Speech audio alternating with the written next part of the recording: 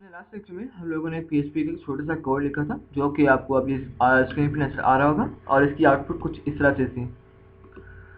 तो इसके back and पर जो इसका मैकेनिज्म चल रहा था उसका मैं आपको थोड़ा सा डेमोन्स्ट्रेशन दे दूं कि आपने जब ये फाइल एग्जीक्यूट की ब्राउज़र के अंदर, जो कि आपको अभी आपके सामने रिजल्ट आ रहा है इट्स वर्किंग के सूरत में, आपने जैसे ही रिक्वेस्ट जब ब्राउज़र ने आपने एग्जीक्यूट किया ब्राउज़र के ऊपर फाइल को एक्सेस किया तो ब्राउज़र ने अपाची को रिक्वेस्ट दी। अपाची अभी जो हमारा वेब सर्वर ऑन है उसकी बात कर रहा हूँ, तो जो हमने सर्विस ऑन की थी अपाची की सैम्प के अंदर, आपको याद होगा। तो उसने अपाची को रिक्वेस्ट की ब्राउज़र ने, और अपाची ने उस फाइल को ढूंढा hello.php जो कि हमारे सर्वर पर अभी ऑन थी, जो कि हमने अभी बनाई थी hello.php के नाम से। ऑलराइट, तो hello.php के अंदर जब वो फाइल प्रोसेस हुई तो चेक हुआ कि उसने डेटाबेस उस फाइल में यूज़ हो रहा है कि नहीं हो रहा। ऑलराइट, उसमें मे बी डेटाबेस यूज़ हो रहा हूँ, मे बी ना हो रहा हूँ। अगर हो रहा हूँ तो डेटाबेस से कनेक्ट होगा और डेटाबेस से जो हमें रिजल्ट चाहिए वो मिल जाएगा। अगर नहीं हो रहा तो फाइल प्रोसेस होने के बाद HTML में पार्स होगी और उसके बाद ब्राउज़र में आपको रिजल्ट शो हो जाएगा। अब HTML पार्सिंग का मेरा मतलब ये है कि लेट्स से आपने यहाँ तो कोड लिखेगा तो ये वाला। ऑलराइट, तो जब आपने ब्राउज़र में देखते हैं इसको सोर्स के अंदर तो आपको जस्ट ये बीच वाला कोड है वो नज़र आएगा। इट्स मीन कि जो कोड है ये पार्स हुआ है, चेंज हुआ है और आपको HTML में जस्ट ये कोड नज़र आया।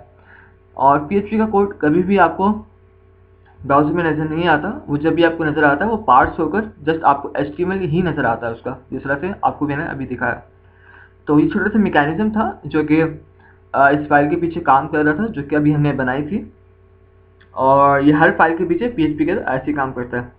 तो PHP में देखते हैं कि हम लोग कमेंटिंग किस तरह से कर सकते हैं, जो कि मैंने आपको CSS और GS में बताया कि काफ़ी इंपॉर्टेंट होती है कमेंटिंग करना। इसकी रीज़न भी मैंने बताई थी, फिर बता देता हूँ कि कमेंट करना हमें इसलिए ज़रूरी होता है, ये नहीं कि नेसेसरी है, मस्ट है, जस्ट हमारी अपने लिए ज़रूरी होता है। कि लेट्स से अगर आपने कोई PHP का, अभी तो एक लाइन का प्रोग्राम है, लेट्स से आपने PHP का कोड लिखा है ऑफ 100 लाइन्स ऑफ और 500 लाइन्स, तो लेट्स से अगर आप 1 मंथ बाद अपना कोड रिव्यू करते हैं तो आपको नहीं समझ में आएगा कि क्या कोड क्या काम कर रहा है, तो वहाँ पर कमेंट देना ज़रूरी होता है ताकि आपको पता हो कि ये पीस ऑफ कोड ये काम कर रहा है और ये फंक्शन ये काम कर रहा है।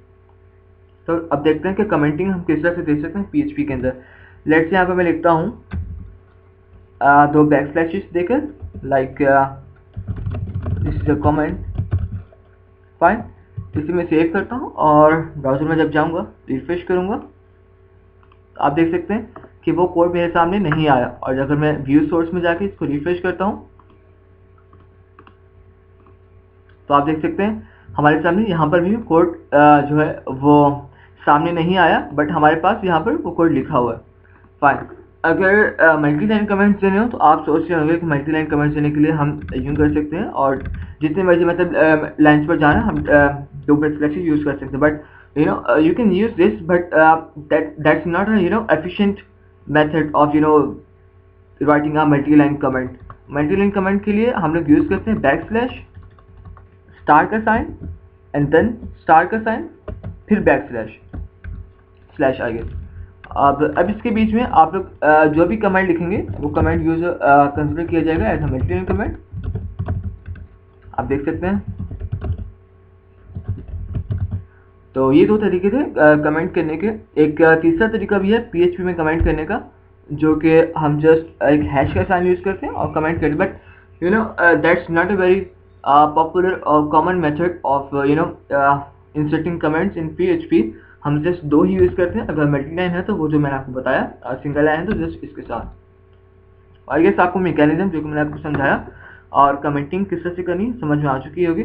और अपने नेक्स्ट लेक्चर से हम लोग कुछ मज़ीद सीखेंगे PHP के बारे में। तो till then take care and happy coding.